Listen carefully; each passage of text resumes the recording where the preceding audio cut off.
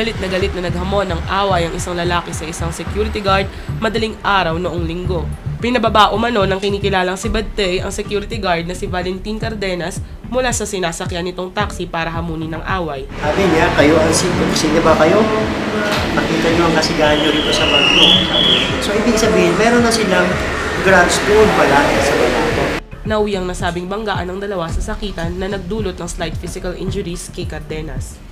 Dito sa pagitan ng Veterans Park at Petron Gasoline Station naganap ang di umanong pananakit na kinikilalang si Badtey sa security guard na si Valentin Cardenas.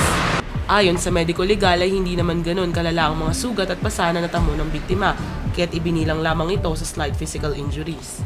Sa kasalukuyan ay hinihintay pa si Cardenas na i-follow up na ang kasong ito upang makapaglabas na ng warrant of arrest laban sa sinasabing si Badtey.